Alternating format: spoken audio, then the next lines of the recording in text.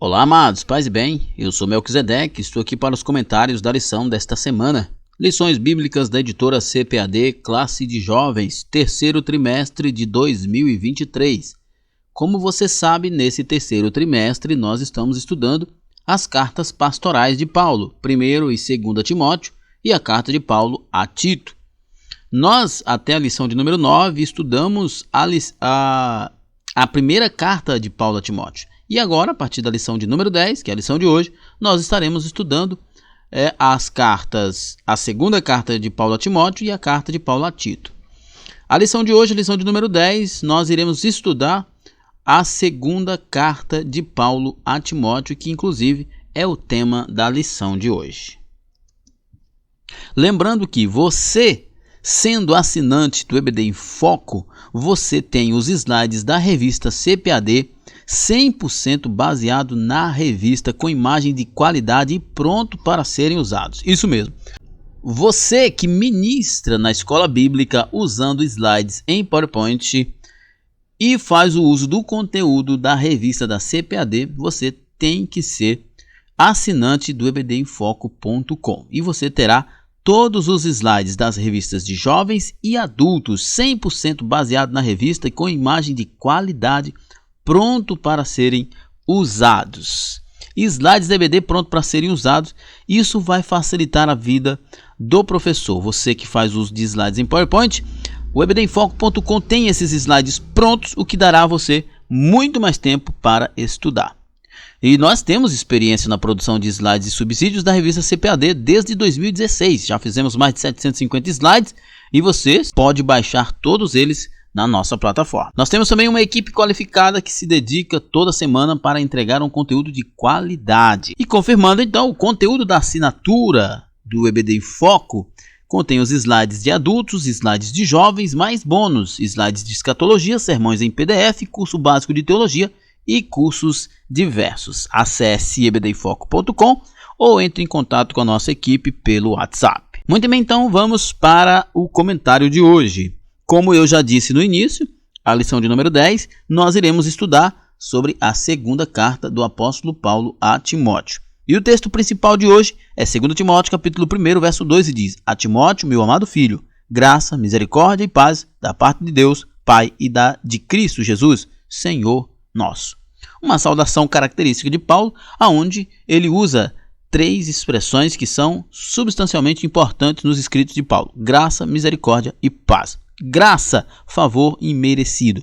Misericórdia é a retenção da ira de Deus para com os homens, para conosco que somos pecadores. E paz, a reconciliação de Deus com os homens. O resumo da lição nos diz: o líder deve manifestar sua afeição aos seus fiéis cooperadores, né?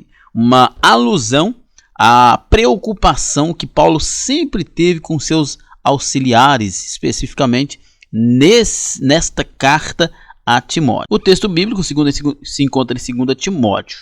Né? Você vai ler a carta de 2 Timóteo, carta de Paulo a 2 Timóteo, e você irá então compreender melhor todo esse conteúdo. Bom, eu não vou me deter no texto por uma questão de tempo, mas óbvio você deterá no texto o suficiente para compreender a dinâmica desta carta. Então vamos para a nossa introdução. Nossa introdução começa assim.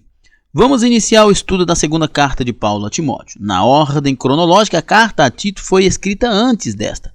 Contudo, para que tenhamos uma continuidade imediata do processo histórico de comunicação entre Paulo e Timóteo, nossa reflexão será feita nesta ordem, como consta na sequência bíblica. Né? Então, é importante fazer essa observação, que alguém pode pensar, a primeira e segunda carta de Timóteo foi escrita primeiro que a carta de Paulo a Tito?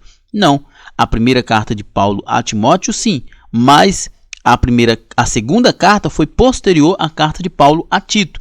Mas por uma questão didática, e vale aqui a gente lembrar, né, você que é um estudante da Bíblia e está iniciando agora, vale lembrar que muitos dos livros da Bíblia não estão em ordem cronológica. A boa parte da organização dos livros bíblicos são por uma questão de didática, como é o caso aqui de 1 e 2 Timóteo, que é óbvio, né? Por uma questão de didática, é muito mais óbvio que coloque em sequência as duas cartas de Paulo a Timóteo em uma próxima da outra, por uma questão da gente entender o contexto do conteúdo e da vida de Paulo e Timóteo. Nesta lição abordaremos a diferença de contexto em que a carta foi escrita. Paulo estava preso novamente em Roma e sentia a proximidade de sua morte. Seu texto tem um tom mais pessoal, diferente da primeira carta, em que transmitiu ensinos relacionados à vida da igreja. O velho apóstolo manifesta sua profunda afeição ao seu fiel cooperador e emite claros sinais de que está lhe passando a tocha ministerial. Então, isso é muito importante. Nós lembramos que a segunda carta de Paulo ela tem um conteúdo muito assim de despedida, né? Capítulo 4, por exemplo, verso 8 em diante, ele diz: combati o bom combate, acabei a carreira e guardei a fé. Antes ele diz: eu estou sentindo que a minha vida está para ser oferecida como um sacrifício derramado, ou seja, como um sacrifício líquido, provavelmente uma referência de que o seu sangue seria derramado porque ele seria decapitado. Então nós temos aqui Paulo em Roma, e diferentemente da primeira prisão dele em Roma, ele não está em uma prisão domiciliar, ele está numa masmorra. Como você certamente deve ter assistido aquele filme Paulo, Apóstolo de Cristo, é mais ou menos aquela ideia. Ele está em uma prisão romana no momento em que ele escreve essa última carta a Timóteo. Vamos lá, então nosso primeiro tópico, a firmeza de Paulo, o apóstolo até o fim. Das 13 cartas de autoria paulina, a segunda carta a Timóteo é a última delas. O prefácio da obra nos apresenta Paulo chegando ao final de sua vida e de seu ministério com a mesma firmeza que demonstrou ao longo de sua carreira.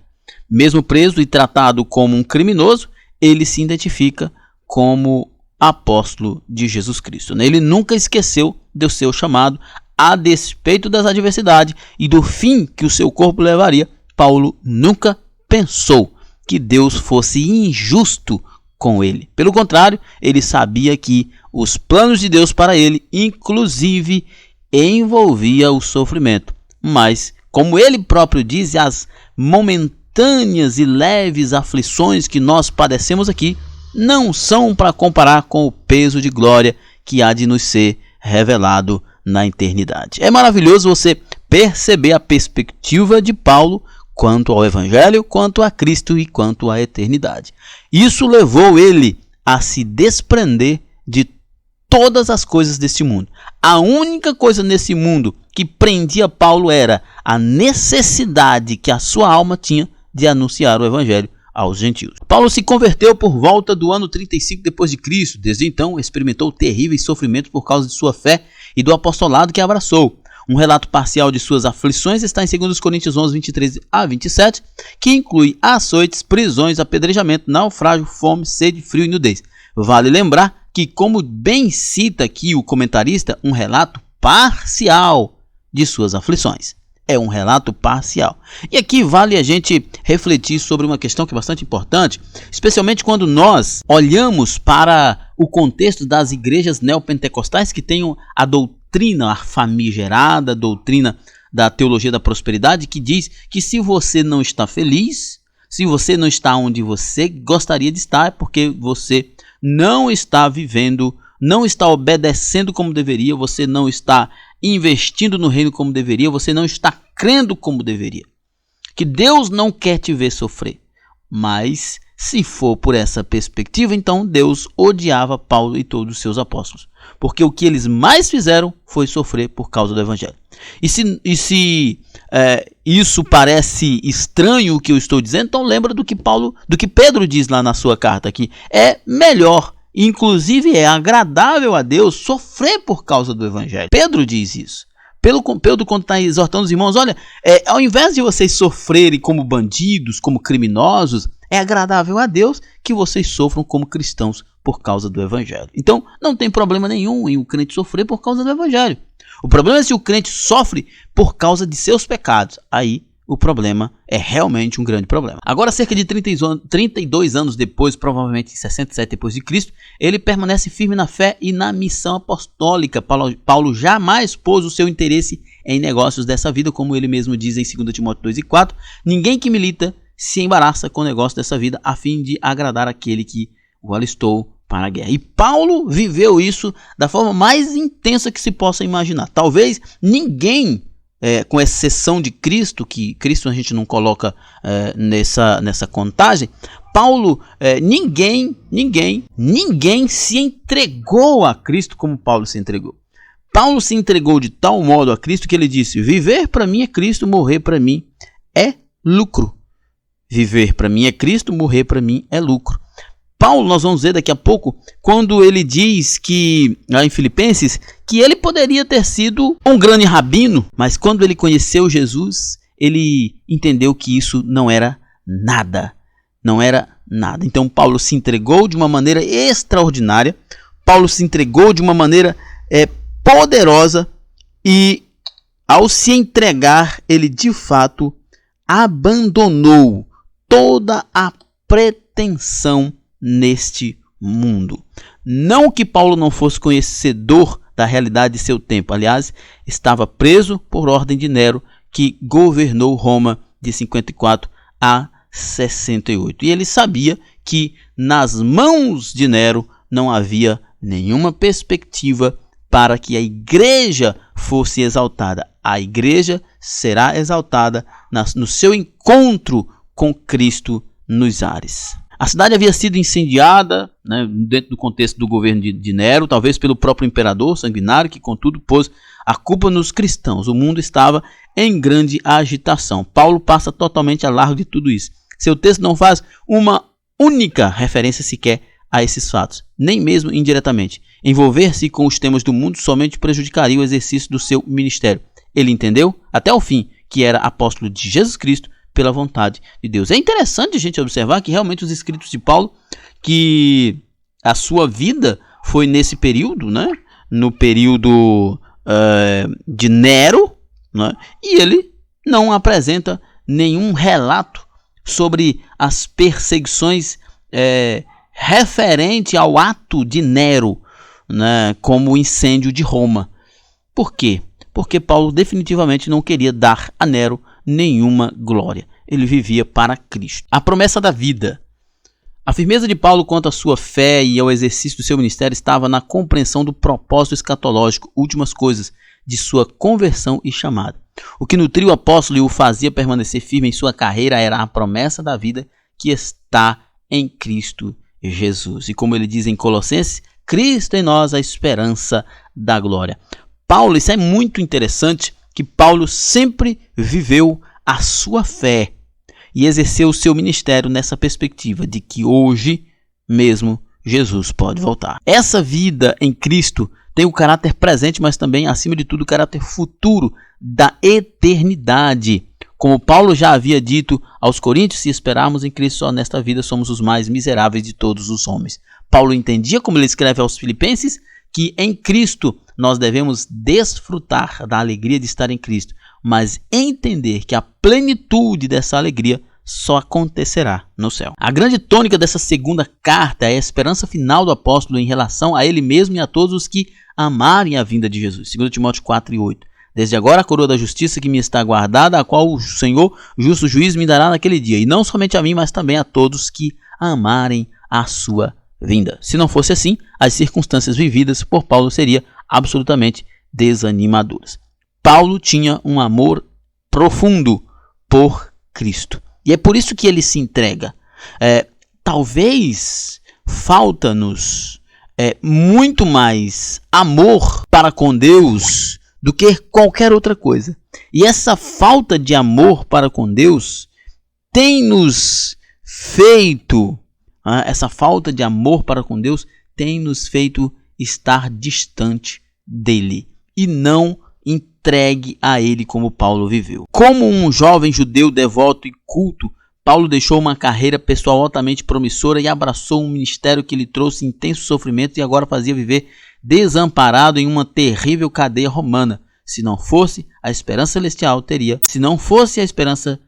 teria valido a pena? E nós temos aqui o texto de Filipenses 3, 4 a 8, onde ele diz que ele, se tivesse que se gloriar, ele poderia se gloriar na carne, porque ele era um judeu legítimo. E mais do que isso, ele era alguém acima da média, como um judeu e fariseu. Mas ele entendeu, né, como diz aqui, que quando ele conheceu Jesus, ele teve por perda, ele teve como algo inútil aquilo que ele, ou que a maioria dos judeus achava tão importante, que era a glória teológica, a glória do rabinismo, mas para ele aquilo era inútil. O que valia a pena para Paulo era sofrer por causa de Cristo e ganhar almas para o reino de Cristo.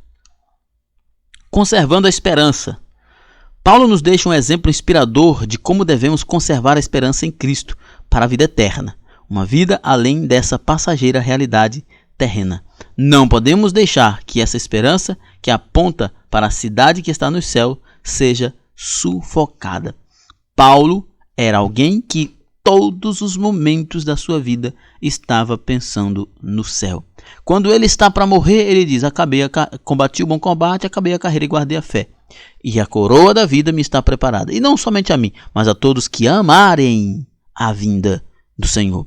Ele diz que para ele viver é Cristo, mas morrer é lucro. Ele diz que ele preferia 1000 vezes estar com Deus no céu do que estar na terra. Mas a única coisa que fazia com que ele estivesse ainda na terra era o desejo, profundo amor que ele tinha pelos gentios e a necessidade que eles tinham de ouvir o evangelho de Cristo. Nos últimos tempos, teologias importadas pela igreja evangélica brasileira têm infundido uma visão de mundo muito voltada para o presente século.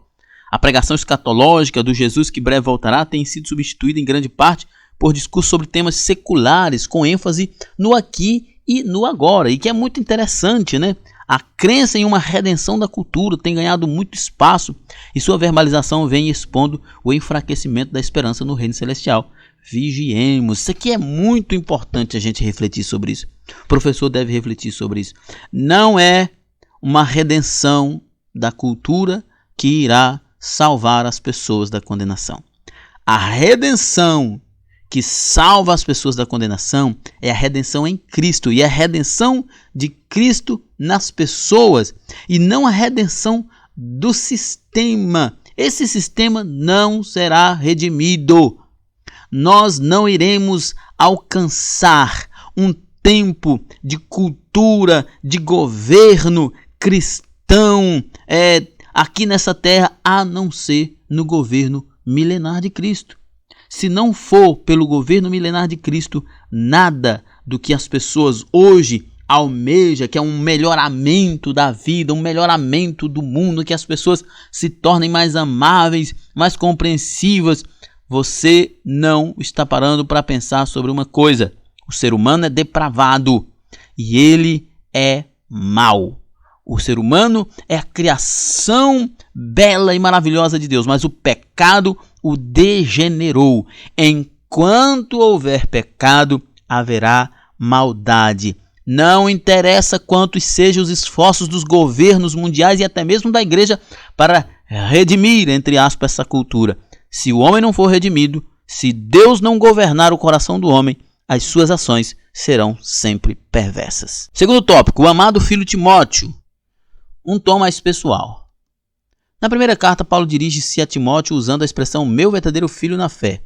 Agora há uma expressão ainda mais afetuosa, tratamento de amado filho, revela o profundo sentimento de Paulo por seu principal cooperador. O difícil momento que o apóstolo vivia, o tempo longe de Timóteo e a expectativa da sua morte, produziu em Paulo lembranças singulares e ainda mais afetivas de seu fiel cooperador.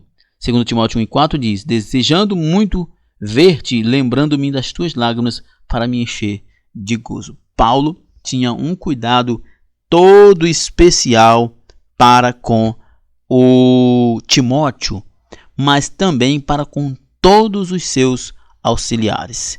Todas as pessoas que ajudavam Paulo no ministério, ele tinha um cuidado todo especial. Isso nos faz pensar como nós cuidamos daqueles que nos auxiliam, né? Como a gente trata essas pessoas, qual o reconhecimento a gente dá. É óbvio que essas pessoas, definitivamente, pode ser que não estejam, né? E a maioria não estejam buscando esse reconhecimento. Mas nós somos humanos. Isso fala muito mais de quem está reconhecendo do que o reconhecido. Dar o devido reconhecimento a uma pessoa fala muito mais de quem está reconhecendo do que da pessoa reconhecida. Fala do meu caráter, fala do seu caráter que está reconhecendo o trabalho de alguém. Paulo nos dá esse exemplo que nós devemos reconhecer o esforço, a dedicação dos nossos companheiros. Fortifica-te na graça. Outra característica específica dessa segunda carta é a emissão de claros sinais de que Paulo está passando a tocha ministerial para Timóteo. Tu, pois, meu filho, fortifica-te na graça que há em Cristo Jesus. E o que de mim entre muitos testemunhas ouviste, confia-o a homens fiéis, que sejam idôneos para também ensinarem os outros. Né? Visivelmente nós estamos vendo Paulo preparando Timóteo para continuar a obra do Senhor, com a certeza de que ele estava terminando a carreira, havia guardado a fé, mas que assim como para ele havia preparado por Deus uma coroa de justiça, para os que amavam a vinda de Jesus, que esperavam a vinda de Jesus, também estava essa coroa preparada. Para atender esse comissionamento, Timóteo precisaria se fortificar. No grego, fortifica-te em dinomao, e quer dizer crescer em força ou continuar e se fortificar, né? Se tornar mais forte, mais maduro. E se exigiria de Timóteo uma resposta pessoal contínua, crescer com a ajuda de Deus, sempre fortalecido pela graça divina. Ou seja, busque amadurecimento. Jovens, professores, irmãos em Cristo Jesus, nós devemos buscar um amadurecimento espiritual para que nós tenhamos uma vida mais tranquila, uma fé mais sólida. Do grego, caris, graça, é favor imerecido. Por meio dela, Cristo opera em nós, no aspecto salvífico e no aspecto capacitador, nos habilitando a viver a vida cristã e servi-lo. Trabalhei muito mais do que todos eles, todavia não eu, mas a graça de Deus que está comigo. Paulo tinha plena consciência do quanto a graça de Deus era imprescindível para a vida cristã vitoriosa e o exercício de um ministério eficaz. Uma de suas mais profundas experiências com o poder da graça foi quando recebeu o espinho na carne. Paulo, né, que aliás é muito bom a gente perceber isso, né, e o professor pode conversar, compartilhar com seus alunos. Paulo tinha consciência de que o êxito, o sucesso, a expansão do seu ministério não era definitivamente mérito seu, mas da graça de Deus. Sofre, pois, comigo. A vida cristã é dinâmica e cheia de vitórias, mas é também um chamado ao sofrimento. Isso é muito importante. Paulo disse a Timóteo: todos os que piamente querem viver em Cristo Jesus padecerão perseguições.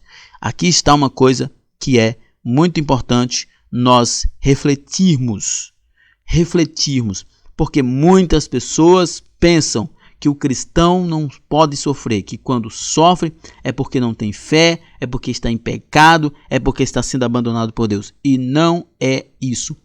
Temos que entender uma coisa: o mundo nos odeia, o diabo nos odeia. E uma vez que esses dois nos odeiam, o que te faz pensar que você teria uma vida tranquila sendo fiel a Deus nesse mundo? É impensável algo dessa forma. É impensável que você, sendo fiel a Deus, aqui nessa terra, vivendo no meio de um povo que odeia Deus, e você vai sair ileso. Isso não vai acontecer. Abraçar o Evangelho de Cristo e vivê-lo em sua inteireza nos impõe uma luta constante contra a nossa própria natureza e o mundo hostil que está sob o poder do maligno. Confrontar o sistema mundano com atitude individual de amor, pureza, justiça e honestidade é um desafio diário para todo o cristão, né? Nós vivemos, como diz a certa canção, na contramão, né? Nós vivemos confrontando o mundo. Nós vivemos em oposição ao que o mundo prega, né? E nós precisamos entender que essa é a nossa missão: ser a favor de Deus e contra o pecado. Mais que um mero ativismo religioso, político ou ideológico, nosso grande desafio é cumprir a vontade de Deus em nossa vida como indivíduos. Os reflexos disso na sociedade são consequência de nosso viver como sal da terra e luz do mundo. É caráter, né? Não é ativismo religioso, mas nós devemos viver em caráter expressando, evidenciando um caráter santo, puro, de uma vida que agrada somente a Deus. A vocação ao serviço cristão nos traz responsabilidades ainda maiores. Por isso Paulo anima a Timóteo a compartilhar de suas aflições. Segundo Timóteo 2:3, ele sofre, pois comigo, com o bom soldado de Cristo. Paulo está dizendo para Timóteo, olha, não há nenhuma perda nesse sofrimento por causa do Evangelho. A única perda que nós podemos ter é da admiração do mundo. Mas isso nós não precisamos ter. Porque a própria Bíblia diz que aqueles que se fazem amigos do mundo se tornam inimigos de Deus. Nós não necessitamos de nenhum reconhecimento do mundo. O sofrimento de Timóteo, assim como de todos quantos compreendem o que é servir a Cristo e o aceitam com resignação, será recompensado por Jesus em seu reino eterno. A palavra fiel é esta, que se morremos com ele, também com ele viveremos. Se sofremos, também com ele reinaremos. Se negarmos, também ele nos negará. Né? Então nós temos aqui os princípios da palavra de Deus, que nos fortalece, porque nos diz que assim como ele morreu, quando nós morrermos, certamente nós teremos a ressurreição. Que o sofrimento aqui não se compara com o que ele tem preparado para nós. Terceiro tópico, tempos trabalhosos. Últimos dias. De acordo com a Bíblia de Estudo Pentecostal, a expressão últimos dias aparece no Novo Testamento como a era cristã na sua totalidade. Em Atos 2:17, Pedro cita últimos dias como a era da igreja, já presente no dia de Pentecostes. Há textos, contudo, que indicam se tratar dos tempos do fim, os dias que antecedem a volta de Cristo, quando o quadro moral da humanidade seria ainda mais degradante. 2 Pedro 3, 3 diz assim, sabendo primeiro isto, que nos últimos dias virão escarnecedores, andando segundo as suas próprias concupiscências. Né? Olha só, Paulo fala dos últimos dias, né? E a Bíblia fala dos últimos dias geralmente de acordo com o contexto. Geralmente estão em duas perspectivas, né? Como o comentarista diz aqui, tanto no contexto de que a era cristã já são os últimos dias, quanto de modo mais resumido e mais específico, falando da vinda de Jesus. Uma coisa que nós entendemos é que não há esperança para que esse mundo melhore sem a intervenção direta de Cristo. Esse agravamento é indicado por Paulo e Timóteo também pelo uso da expressão de mal a pior, contida em 2 Timóteo 3:13. Os dias de Paulo e Timóteo já eram difíceis, mas dias ainda mais trabalhosos estavam por vir. Essa escalada do mal é crescente, infelizmente, e não será eliminada senão com o retorno triunfante de Cristo para julgar as nações e implantar o seu reino milenial. Então, aqui está uma coisa que é importante a gente pensar, né? Como nós falamos agora há pouco, que a igreja de hoje em dia, ou boa parte dos evangélicos de hoje em dia, acredita numa redenção da cultura, numa transformação da cultura para que o evangelho seja mais aceito e assim por diante. Isso não vai acontecer. Nós estamos, de fato, como na perspectiva de Paulo, nos últimos dias. Haverá homens. A falência do corpo começa com a degeneração das células. Paulo era bem consciente de que a origem do problema da humanidade não era estrutural ou coletiva, mas individual. Por isso, não nutria esperança alguma em estruturas humanas. Os tempos trabalhosos são uma consequência da perversão pessoal. Né? Isso aqui é interessante, né? Aí a gente volta mais um pouquinho lá atrás e lembra da ideia da redenção da cultura para que a comunidade, né, a sociedade evolua e viva melhor. Isso não vai acontecer. Isso não vai acontecer. Por quê? Porque o problema ele é individual. Por mais que a gente consiga um ambiente melhorzinho, mas ainda haverá pessoas que são perversas. E essas pessoas eventualmente irão influenciar de alguma forma o meio em que eles estão vivendo. As características apontadas por Paulo são um nítido retrato do que vivemos em nossos dias. Amantes de si mesmo, né, egoísmo, avarentos, materialistas, presunçosos e soberbos, os arrogantes. desobedientes a pai e mães, rebeldes, né? Ingratos, profanos, desprezo aos valores familiares e sem afeto natural.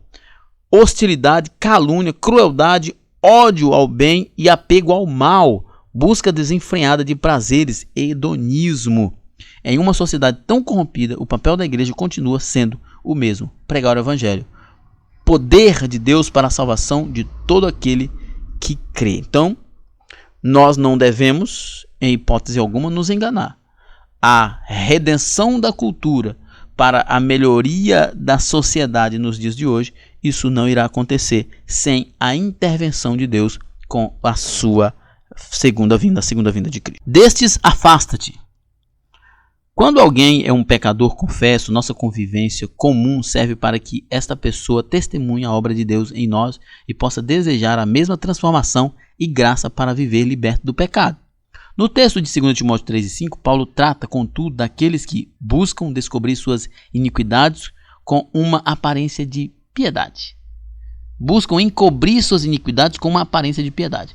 Uma religiosidade falsa na qual fala-se em Deus, mas vive-se de acordo com os próprios desejos. Olha só que interessante, né? No contexto de 2 Timóteo 3, Paulo trata, contudo, daqueles que buscam encobrir suas iniquidades com uma aparência de piedade, né? Quando alguém é um pecador, confesso, nossa convivência comum serve para que esta pessoa testemunhe a obra de Deus. Testemunhe, né? Nós não devemos viver de forma hipócrita. Nós não devemos viver de forma mentirosa. Como disse o pastor Newton numa ministração há poucos dias, que muitas vezes quando a Bíblia diz que uma pessoa é mentirosa, não é que essa pessoa conte pequenas mentiras, invente histórias. É porque essa pessoa é hipócrita.